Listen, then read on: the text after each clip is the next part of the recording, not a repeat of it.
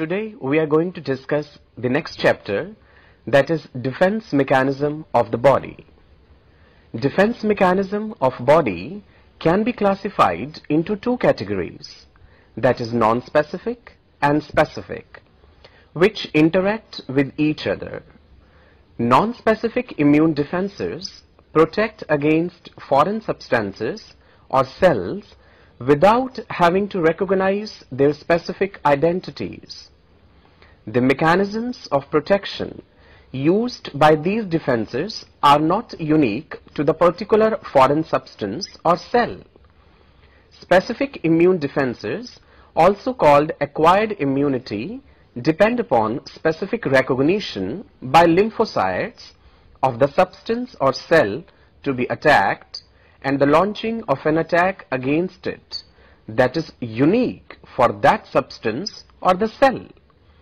Immunology is the study of the physiological defenses by which the body or the host destroys or neutralizes the foreign matter, both living and non-living. In distinguishing self from non-self, immune defenses, number one, protect against infection by microbes like viruses, bacteria, fungi, and parasites. Number two, isolate or remove non-microbial foreign substances. And number three, destroy cancer cells that arise in the body, a function known as immune surveillance. As we shall see, non-specific and specific immune responses function in tandem. In particular, components of non-specific immunity provide instructions that enable the specific responses to select appropriate targets to attack and strategies for their elimination. Before introducing the cells that participate in immune defenses, let us first look at the microbes we shall be most concerned with in this chapter, that is bacteria and viruses. First I'll discuss about bacteria. Bacteria are unicellular organisms that have an outer coating called cell wall, in addition to a plasma membrane, but no intracellular membrane-bound organelles. Bacteria can damage tissues at the sites of bacterial replication, or they can release toxins that enter the body and disrupt physiological functions into other parts of the body. Viruses are essentially nucleic acids surrounded by a protein coat. Unlike bacteria, viruses lack both the enzyme machinery for metabolism and the ribosomes essential for protein synthesis. Thus, they cannot multiply by themselves, but must live inside other cells, whose biochemical apparatus they use. The viral nucleic acid directs the host cell to synthesize the proteins required for viral replication, with the required nucleotides and energy sources as being supplied by the host cell. The effect of viral habitation and replication within a cell depends on the type of virus. Some viruses, like the common cold virus for example, after entering a cell, multiply rapidly. It kills the cell and then move on to the other cells.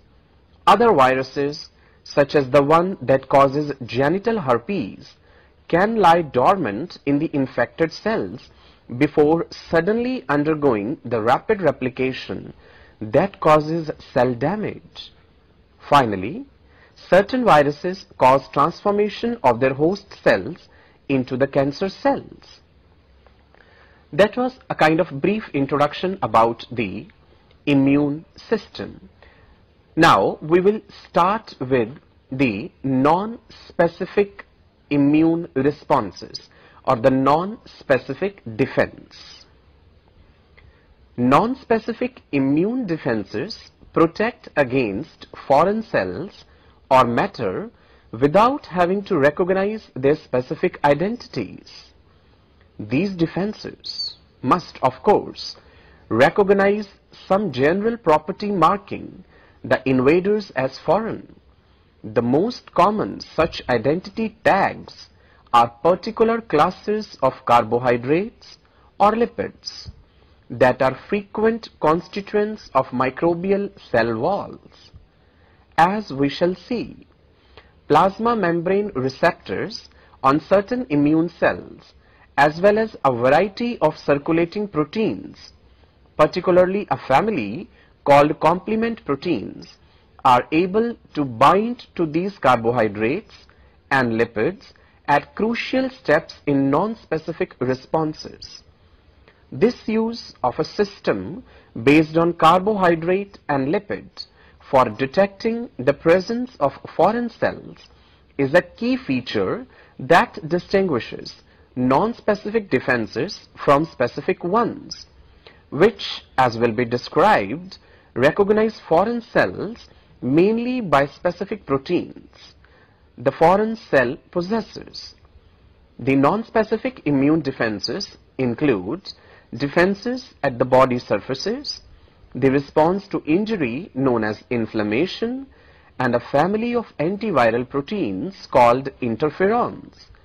Another non-specific defense, the lymphocytes, called natural killer cells, is described later in this context for the specific immune defenses that commonly mobilize them. Now let us discuss the defenses at the body surface, that is external defense or the body's first line of defense.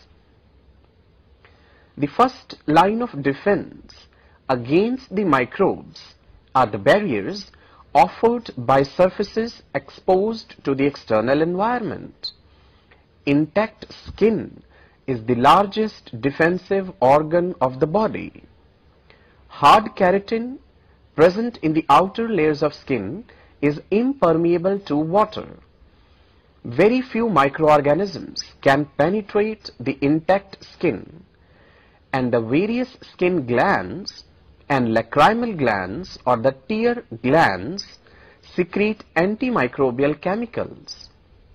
The mucus secreted by epithelial linings of the respiratory and upper gastrointestinal tract also contain antimicrobial agents like lysozyme.